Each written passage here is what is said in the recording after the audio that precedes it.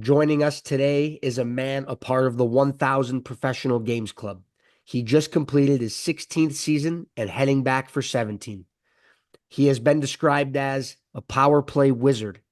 It is my honor and pleasure to welcome Chris Terry to the BuzzPod. We're here at the annual, PHPA meetings in Orlando. And my first question for you is just, you have over 1,000 pro games, 883 in the AHL, 152 in the National League. And it's clear to us and everyone here that, you take a lot of pride in being a big part of this. One of the, I guess you could say, captains of the executive committee. When did you get involved and why does this mean so much to you still? Yeah, it's a good question and pretty detailed answer. I think as a young kid, knew nothing about the union, couldn't care less, right? Probably about 8, 9 years ago, one of the guys couldn't come to Florida. Hey, someone want a free trip to Florida? Like, hey, honey, you want to go? All right. So came down here, listened, full intention. It was just a free trip and started listening and just, my eyes were wide open. Like, holy, missing a lot here, So the next year became a player rep. I came alternate in Grand Rapids for 2 years, and then when I went to Bridgeport, got on as a player rep, was coming down here regularly, and one of my best buddies, Brett Sutter, who I played with in Charlotte, was on the executive committee at the time, and he's like, what do you think about this? I'm like, well, I'm interested, but I don't know anything about it, and so that kind of just snowballed from there, and then last summer, obviously, we went through a transition with Larry moving on to Brian, and that kind of really just got the ball rolling for me. I think I saw firsthand hard work that people do around here. I saw how I've had personal experiences in hockey that I've seen, or me myself, where intimidated or uncomfortable and not sure what to do, and PA was able to help players in those situations. So my passion for the PHPA has really just grown slowly over time, and it's really probably expedited since Brian's taken over. I talk to Brian probably close to once a week. Because be as little as something or as big as something, and he just has a passion and a burning desire to protect the players in every way, and that kind of just comes off and rubs off on me, I think. So he's a big reason why, but I think like I said, it's kind of been an evolution to it. Yeah, and that's exactly how I think I got started too. I mean, obviously I'm still like this is my second year here, but it was the same thing. It was like end of the season, like who wants a trip? And then once you kind of get here, it's like anything, it's like a good salesman. If you Yeah, got a good product and all he needs is for you to hear him out. It's kind of similar here. It's like once you get in that room, you just got to you get hear your him foot in out. the door. Yeah, Yes, a And then lot of exactly. a lot of similar stories. I was the same way. Like leaving the meetings last year, I'm like, I can't wait to go back. Like I yeah. feel like missed a ton of stuff. But you've seen a lot. What are the key differences in how the game has evolved from when you first started to now?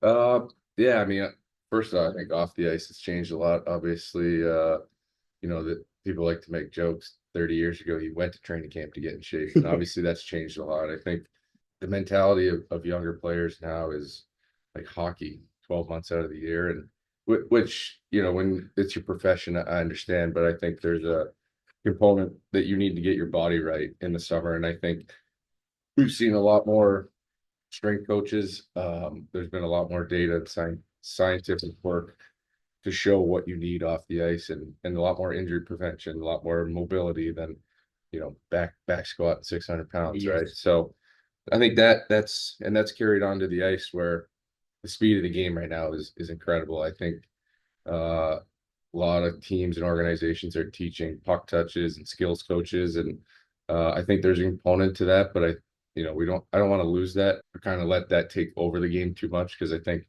the speed is incredible. I think we're the best product I've been a part of through hockey, 16, 17 years. But early in my career, it was big hit happened.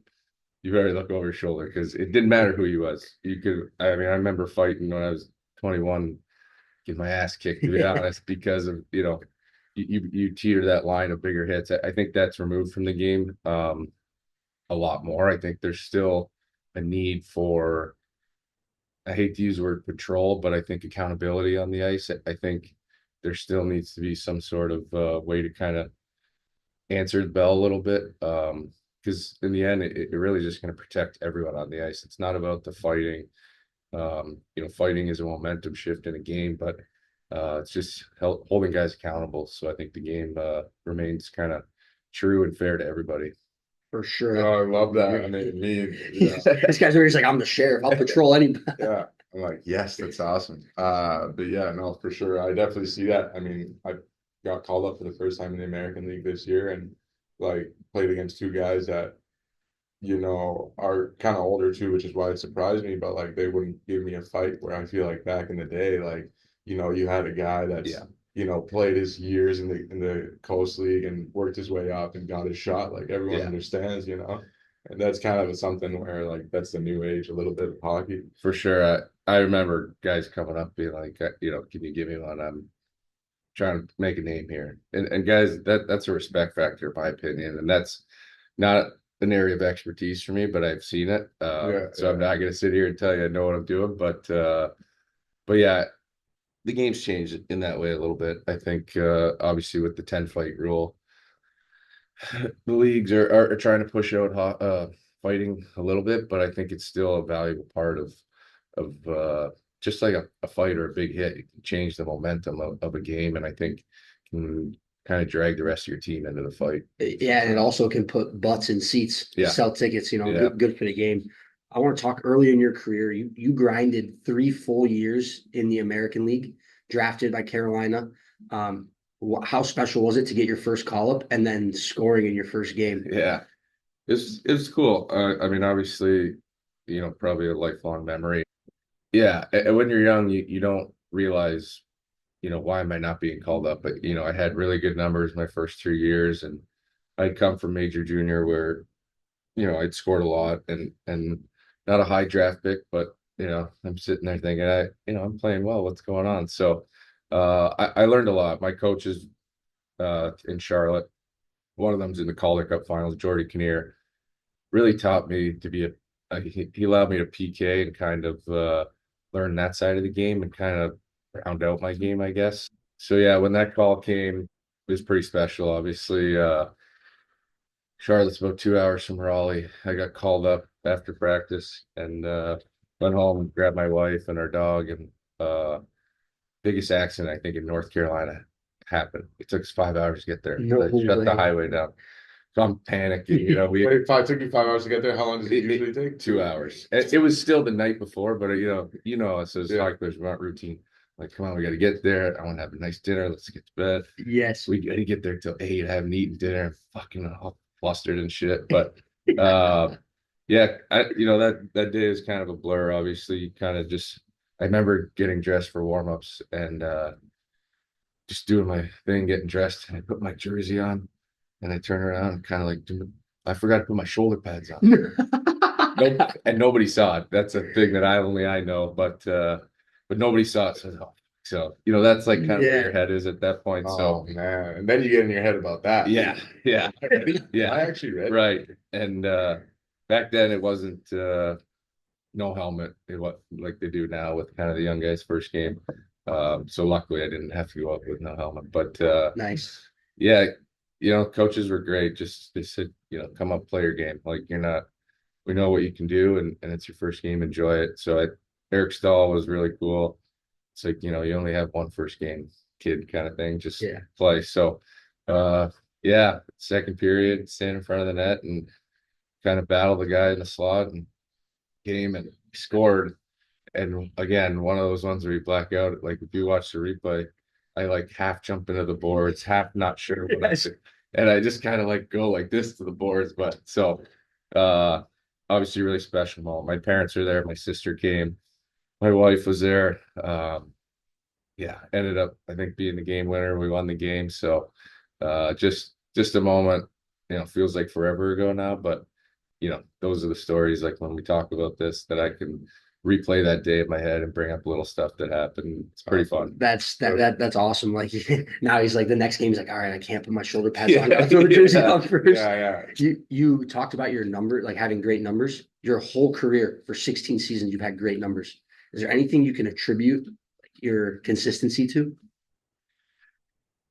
I mean, there's not one thing. I think the game's changed in 16 years. Every year it kind of gets different. I think you go through different phases of your career. Obviously, I can score, and that was kind of my MO coming into pro. But only the elite make the NHL as a top six scorer, right? So I needed to find other ways to be effective, and I learned that really my first 5 years, 1 year in Albany, 4 years in Charlotte, under Carolina. I think those coaches kind of showed me that yeah, you can score, but you can be a PK second or third guy out there. You can you know I teetered the line probably a lot young when I was younger. Didn't have a temper, but I just like to kind of you know, get guys going a Mix little it up, bit. yeah. So that, made hits that probably been suspended for a couple times. But so, and then I think it's just been a learning every year. I think, I started training with Gary Roberts by Carolina telling me, or asking, I should say, pushing me to go over there and Recommending, highly recommending. recommend. That's so that was the first time I really learned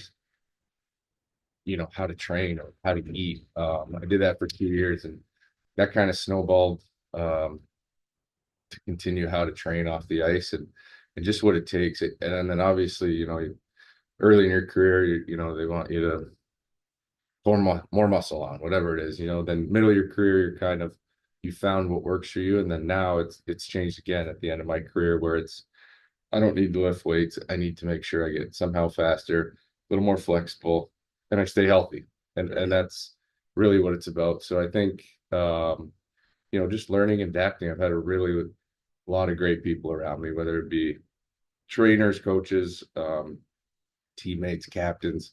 And I kind of like to just take one thing from every guy and make that who I am. And I think that's as little as pregame routine. I watch a guy tie his skates one way when I was 18. I do that now, so that's just what I've tried to do is mold who I am by learning through others and just taking little tidbits here and there. The Create best your own character. The Yeah. best ability is availability. Right. Yeah. Yeah, that's awesome. I did want to just say real quick, before we wrap this up, I mean, we were talking a little last night about how you played roller, Yeah. how you were just dabbling in state wars even just 5 years ago. But I'm from Florida, so that's why I played roller. If you're from Ontario, you can have skates on, at all times of the day, go to the grocery store with your ice skates on.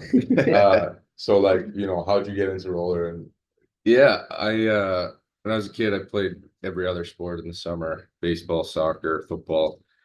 And I just remember one time in our city of Brampton, it's like the summer minor sports sign up, and we were walking around the tables, and roller hockey used to be called the Brampton Radicals.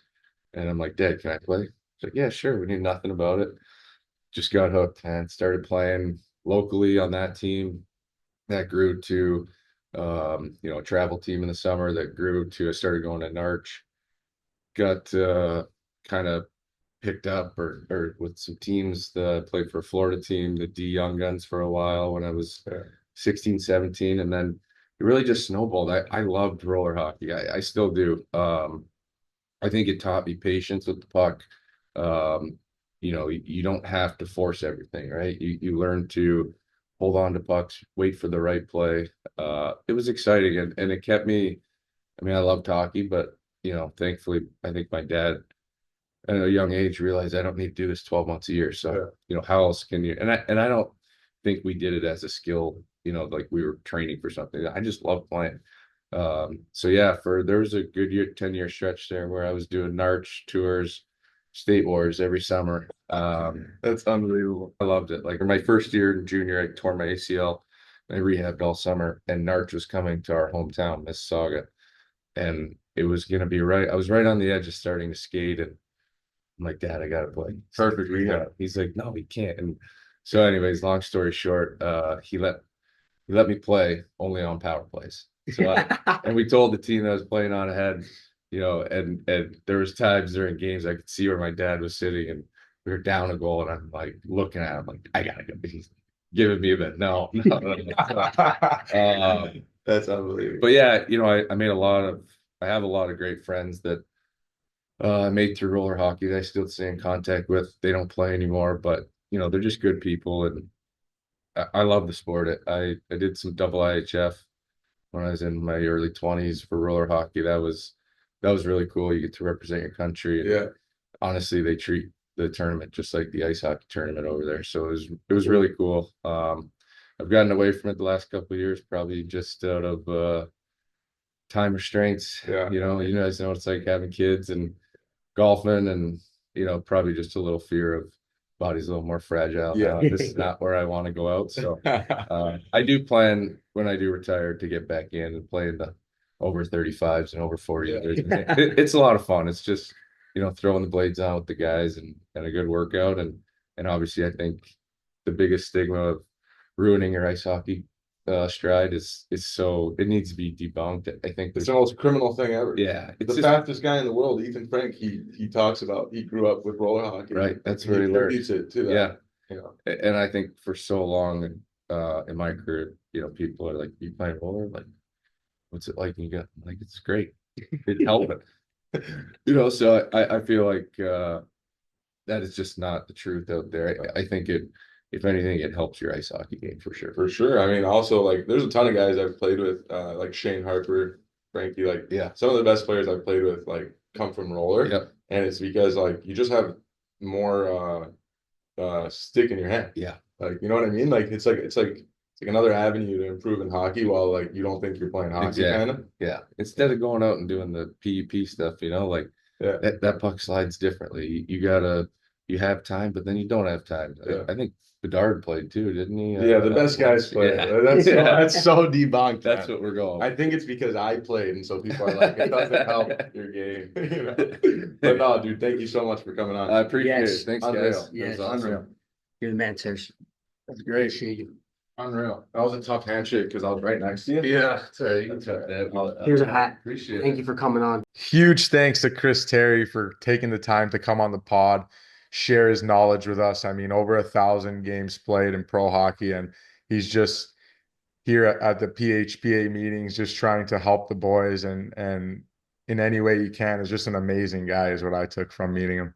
Dude, you could just tell the way he speaks, like it's so like methodical and thought out. Like he has seen a lot. He is very, very knowledgeable. And bro, that was hilarious. Hey, how about when he lit up when we asked him about his first goal? He threw his jersey on, no shoulder pads. I wonder how many times that's happened to guys too, just like the nerves, like you obviously forget, but what a career and even more, what a guy, just taking the time to chat with us in the morning. And but not only that, just I asked him that about the PHPA, like why are you even involved with all this success? And I guess that same question can go to both these guys, but it really just speaks to their character, right? These are just great people. And that's actually the one ingredient that you need to play this long in pro hockey is you got to be a great person. So it's no surprise, honestly. It's no surprise. But we're following up with another unbelievable person and player. So Z, I mean, get us going here. Well said. Joining us today is another man, a part of the 1,000 Games Club. Matter of fact, played his 1,000th AHL game this year at 11 a.m. He has over 150 NHL games to go along with that, coming on after his 19th season and getting ready for number 20. Welcome, Cal O'Reilly, to the Buzz Pod. Just watched that video from the NHL that we were talking about last night. Yeah. And that is unbelievable. Yeah, And it's funny because I looked at the comments because there's so many comments, and like the first one is like, this is the definition of living the punk life. Yeah. And that's exactly what I thought with just like the fellas just working their bags off, hitting the boat, hitting the paddle board, a little guitar while the other guy's cooking. Yeah. Like just talk about, I mean, growing up, obviously your younger brother is a great hockey player as well. Like having that with him, but also just like your guys' hockey lifestyle, I think as a whole. I mean, it's been, since, he got old enough to play hockey. He's 4.5, almost 5 years younger than me, but he was coming with me and my buddies to play hockey. Like he was tagging along all the time. So then as we got into like junior and then he went to OHL, I went pro, and then we started to live together in the summers, and it was just hockey, the lake, golf, you know, doing those things like the video. And guy named by the name of Boyd Devereaux won a cup with Detroit. He's from the same area as us, but he was doing some videos for the NHLPA. So he reached out, was like, "Can I film like kind of day in the life with what you guys do?" And so that was basically what that video was. That's That's like hilarious. rollerblading down the highway, like on the boat, cleaning up the ping pong I tee was gonna say from the weekend before. Like it was cool. But And you brought out the green bandana. yeah, I had for the it? bandana. I had like the long surfer hair for a while, and Yes. Unbelievable. Like, and you in that video is like, if someone said like, "Hey, like, what's a hockey guy?" I would just take yeah, that exactly. because you had the Pittsburgh Penguins gear at the time and you had no visor, Yeah. which I actually want to know like when you switched to visor, but you know, you had no visor, you had the flow coming out. Oh yeah, Like long hair. it's a beautiful scene. Yeah. Can you actually touch on that? Like your brother still goes no visor. Yeah, I know he in the does. NHL it's different Yeah, I think rules. he might have been last year for grandfathered in. Um, but like my first year when I came from junior to play in the American League after we put out, guys in the American League were still wearing no visor. And but I had to wear it in the American League, and then I did wear it in the NHL, and then in the summer that would just take it off sometimes. But so I've always worn a visor. But my Oh, brother, okay. and I think my brother's first year he wore a visor, and then he took it off, and he's never still not wearing it, which is kind of crazy. Yes, Because, yeah. it's you guys know it's Yeah. a fast game. Those pucks come flying. Like he's always around the net, and like plays a pretty big game. And but he just says he sees better, and Yeah. he that likes works. the vision part of it. And Yeah. you know, I want to also touch on because like in that training, and then I've seen some of your guys' training throughout the years just on different clips. Like you guys have a very like, I guess I would call it a little unconventional way of Yes. training. Yeah. And it's very, I mean, we were talking a little bit about your dad before we started. It's very like well thought out. Yes. And I feel like a lot of that might maybe come from him. Can you just touch on Yes, it did. like, all the different like balance stuff, Yes. especially? Yeah, like my dad's has trained all kinds of athletes in every sport. But he started doing that stuff with us when we were young. We called it beam sessions. My dad would call it Jedi Training, but he jokingly call it. But it was a lot of balance, coordination, moving like and balancing, catching, throwing back, things like that. Get your coordination, but also mental training, like focus and dialing it in for this minute or 2 minutes. And but we had this long balance beam. It was close to the ground, and we do all these things on it. We do juggling balls with our stick, juggling. Oh gosh, he had tons of stuff he would do with us, but ever since we were really young. But I think it's different, but it's very good stuff, and it really helped both of us.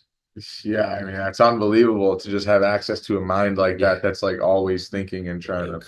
Creative. Yeah, Yeah. The creativity. So it's like keeping it fun the whole Yes. time. Like it looks like you guys are having a blast. yeah, it really was. And he always kind of trained us. We started young and everything, but one of the hardest things we would do with him is we'd have a huge high jump mat that we got to, like one of the thick ones, like it was like this thick, and we do like jumping and stuff on it. That was the hardest workout to still we'd ever do, because we do sets 30, 40 seconds, and you just go in the high jump mat, so it's hard to jump. Yes. Yeah. And he used to kill us kill us. But Oh man, yeah. like that's unbelievable training. Like you think about all of it, so you're getting just everything that you need as a hockey player, and you're not doing those like, I don't know, heavy hang cleans, Yes. stuff like Yeah. that. And Yeah. I know Z's probably got a ton of questions, and I'm just kind of hogging it here. But Z was telling me that, because I saw you, like, this is the first time I meet you, and I was like, I've obviously heard of you and like all your accomplishments, and I was like, I'm kind of surprised a little bit. I was telling Z like how small he is. Like, how does he play? And he's like, dude, he's an unbelievable player, crazy fast mitts, but also extremely strong. Like very So heavy. very heavy on the puck somehow, even with his stature. So like, what does that like come from? And is it also just a little bit like grit, like, Yeah. I think it's like I've never been the fastest guy, but skated fine. And but my biggest thing is my brain and smarts and outsmarting guys and um, having a very good stick and knowing how to win those one-on-one battles. Not say out muscling you, but I'm going to use my brain more and my smarts and my hands to do that, and win those puck battles. And because I've never been a huge physical player, like I'm not running around crushing guys. It was always my brain and getting my feet there and then outsmarting them kind of thing. I think that's been a big reason why I'm still playing is obviously my brain. Yeah, yeah. For sure. I was like the first time you skated with us at USM, I was like, oh my goodness, like he's like passing me the puck. He's not even looking at me. I'm like, I think he saw me. I don't know. He's not looking at me. Oh my God, the puck's coming. And then after that skate, I'm like, Robbie, don't ever put me on a different team than this guy. I'm not going over the boards without Cal. It's like unreal. And all those pad jumps probably got you to play 1,000 games in the American League. That's so sick, man. Congratulations. How special was accomplishing that this year? Yeah, that was pretty amazing. So it was, of course, 11 a.m. school game. Yeah. Oh, In Chicago. that is awesome. Yeah, in Chicago, screaming kids. But Oh my God. it was so great, and the team did like the players, got shirts made up. They got me a gift. They got me a bottle of Silver Oak with my name and stuff on it, and then they got me a Whistling Straits foursome, all paid for. Awesome. Yeah. It's like they didn't have to do that. It was great, and then my brother flew in for the game because they had a day off. Sick. He surprised me, and my parents flew in. My wife drove in with the 4 kids, so that was pretty special. Before the game, for the pre-scout that you normally do before the game, they just did a video for me and like me over my career and stuff. And Oh, those are your highlights. yeah, I just brought my family into the locker room for that, and that was great. And then played the game, and then a couple weeks later they celebrated a home game. And Harris Turk, he's the owner there in Milwaukee. He's been a lot of teams. He's one of the best owners. Yeah, like he does so much for us and with tickets to events, sweet tickets to the Bucks, the Brewers. Like he's just first class person, very humble. He did an unbelievable job. They got this guy from Vegas that he won. He was on talent show there. He might have won it.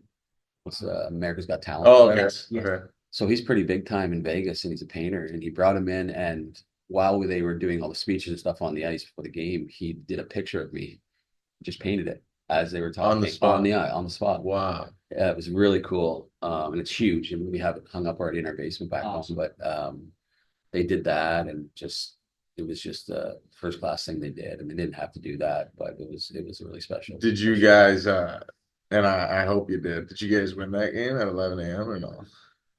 We lost. Oh, because if you won it, I was Hey, gonna man. say they could show your highlight before every game instead of a free Yeah, scout. exactly. Boys can play a For little, the a rest little of more, a little more loose. For the rest Yeah. of the year, just Yeah. show your highlight. Dude, did we win or lose that game?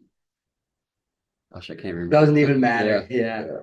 Yeah. You started your career in Milwaukee, Yeah. and then you fast forward, and now you're playing there again. I love Milwaukee, so I know why. Yeah. But why did you choose to come back to Milwaukee? Yeah, it was really special because I was 4.5 years in Milwaukee to start my career, so I knew the city and loved it back then. And over the years, it's almost happened a couple times where I came back, but it didn't. And then for that summer, it kind of worked out. My brother went to Nashville. We signed in Milwaukee, and it's bringing back my family and coming a different time towards the end of my career.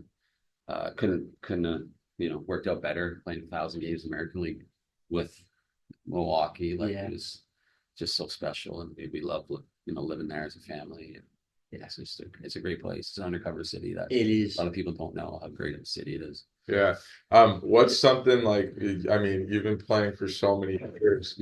What's something, I mean, obviously you guys have the unconventional ways of training we spoke about, but like let's say this summer, like is there something like specifically that you're like, I want to improve this still at your age? Yeah, I mean, I think as I've gotten older, I've trained differently, but maybe train a little smarter because your body, you do have things that you got to be careful of so you don't to prevent injury. Right. And you got to still train very hard. I find like everything, the game's so fast now, everything is explosive and speed. So I've definitely gotten older, really focus on that. I'm still lifting heavy, but heavy for me, not heavy for a lot of guys, but as heavy as I can without Yeah. getting hurt. And a lot of sprinting and jumping, I find has really helped me later on in my career to be able to Yeah. still play and keep up to all these young guys. So. Yeah. But I think that would be the biggest thing. But I think the biggest thing for me is still playing is just the love of the game, and like that's where it starts. Like I'm not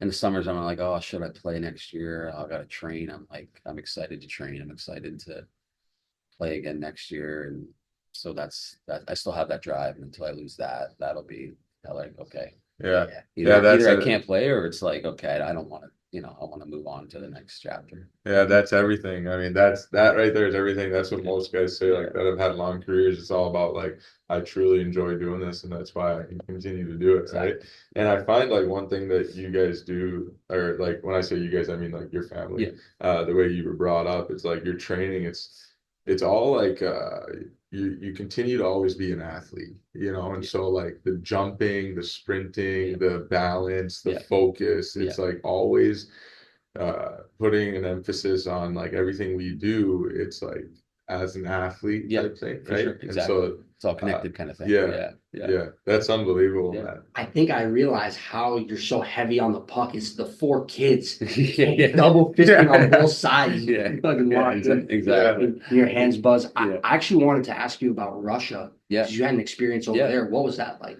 You know what? I went over it's a lockout year, Yeah. but the year before, um well the year before that, I broke my leg and ankle. I was playing with Nashville. And I was having a good year up there. And then the next year I came back, signed with Nashville again, came back, and I just wasn't really myself yet, like taking time. I didn't recover as great as I hoped. It took me some time. And like that year I put on 3 NHL jerseys and 2 or 3 American League jerseys that year, like for couple conditioning stints. And like it was just a long year, and then the lockout happened, but I got a decent offer from KHL, so me and my agent were like, let's go. Like I'll go. Yeah. So I actually enjoyed it. The hockey was great. Like there's a lot of good players over there, and it's a good league. And obviously the money was great. I was in a kind of a tougher city for Russia, Magnitogorsk. But the organization was like really well ran, and they were very professional and always paid on time. And the fans, like they love hockey there in Russia, so you get treated very well. Like I can't say too many bad things. Really, like I really enjoyed it. And then I did go back, got a new coach, and it just didn't really work the year back. And I was in Russia by myself, so that's when I came home. Yeah, played in Utica that rest of that year, but yeah, it was a good experience. Yeah. What was the biggest adjustment you found, like nutritionally, the things different there? They talk about the Russian gas, like things like that. What was it like, like grocery shopping and like buying things for yourself in Russia? Yeah, like there was at first, it's a little like I get up the plane and I'm like, oh boy, what did I get myself into? For sure. Like holy. But then you start playing hockey, start meeting the guys. They had like translators for us and people to help us with, they gave us an apartment and then take us to the grocery store a couple times. And they got like a Costco type grocery store called Metro that we would go to, and like has everything you need. And all the cities had nice restaurants. So like we would go to eat a lot, the import guys, and there was no issues there at all. And some of the foods were different. I would cook different, and but you kind of got used to it, like it was part of it. And because they had breakfast for us and lunch after practice and stuff like that, like they treat you first class. So that was all adjustment, and obviously the language barrier, that was tough. And getting a taxi, or I think that one year we had a driver, so he didn't speak English, but we just would text him, "Hey, we're ready, come get us," and that was he'd show up and take us to the rink or take us to dinner. But yeah, it was a great experience, and I'm glad I did it. Yeah, that's awesome. I'm headed over to Germany, so I'm kind of, a little nervous, a little anxious, Yeah. like excited, but like not knowing what I'm gonna get myself Yeah. into. Hopping off the plane, gonna look up and read the signs and be like, Yeah.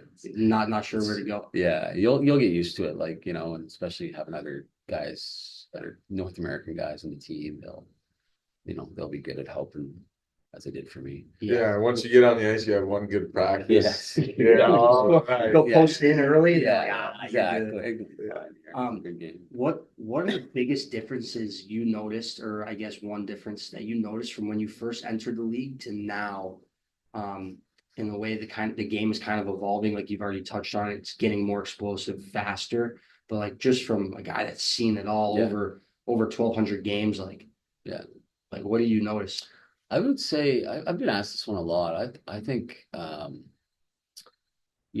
younger guys coming up now, a lot of them are like obviously super skilled, super fast. But what's missing from the game a bit is the hockey sense. The smarter, the guys that think the game really well. And part of it is too because if those young guys come up now that do have that, a lot of them just go right to the NHL. But in the American League, especially, it's gone down a little bit, and I think a reason is all these kids now they're like training how much, and it's got skills coaches, and they're just working on that skill part of the game, and they're not just going out and having fun and playing 3-on-3 with your buddies, playing road hockey, doing those kind of things, because that's where I feel me and my brother learned that's all we did, roller hockey, playing 5-on-5 shinny at the rink, on a snow day, like all we did was play hockey, street hockey. Yes. A road That's hockey. easy to get up for, Yeah. too, as a kid. Yeah, you Like love you it. want to play 3-on-3. Yeah. I'm waiting, even now at 27 years old, I'm waiting for this coach in the summer to stop these drills so we can just play Like 3-on-3. I know. And that's the game, like all those little plays and make it competitive, but you're having fun and you're playing that, all the 2-on-1s and stuff inside the game. Those little plays are like what good teams and good players do, and I think we did that so much as a kid. It helped us in that part of the game. Every team I was going to, since for the last little while, I always do after practice. We always do old guys against young guys, 4-on-4, just inside the blue. Unreal. And you got to make 2 passes before you can score. Yeah. First 3, we keep track of the tally, and so I always bring that in because And the older guys crush them. Pass the puck around. Yeah, I think last year we maybe lost once the whole year. This year we started off so hot on them, and then they actually started to come back and They started to learn. They started to learn to think the game. Yeah, exactly. Like they were doing better at it, Yeah. But That's a great one. I'm gonna steal that. Yeah, do it. Yeah. The only way to get better at hockey is to actually play hockey. Mhm. And so I run hockey camps in Milwaukee. Yeah. And this episode is brought to you by Tigers Eye Hockey, which the motto for Tigers Eye Hockey is making hockey IQ great again. Yeah. Because all these kids, they come in and they're like great around a pep and they Yeah, can transition, but they're staring down at the ice. Yeah. I'm like, how are you going to pass to your teammates? How are you going to make a play? How are you going to find open ice? Exactly. So now I have to reprogram these kids who have been taught how to dangle through the same pep 4 different times and transition forwards to backwards and then go to the next pep where they do the same thing. So I'm like, me and Corey Dennis, who's also here at the meetings, like we're coming up with games for these kids that drives hockey IQ and hockey sense for them to make plays. Yeah. And then it's games at the same time. So they're That's great. engaged and they're having fun. Yeah. And that's the business plan right there. That's the model. That's great. Trick these kids into having fun. Yeah. And then they're actually learning how to play that's- hockey. That's just it. And that's when they'll learn the most, and they're, you said, having fun. Yes. Yeah, and I'll just say, like, last thing is, like, the craziest thing is sometimes when I do these summer skates, I'll be skating with like a 15-year-old, and the coach, and this is my least favorite thing, is when I hop on the ice and there's 100 peps and the coach goes and he's like, okay, you go through this, forehand, backhand, tight turn, escape, through.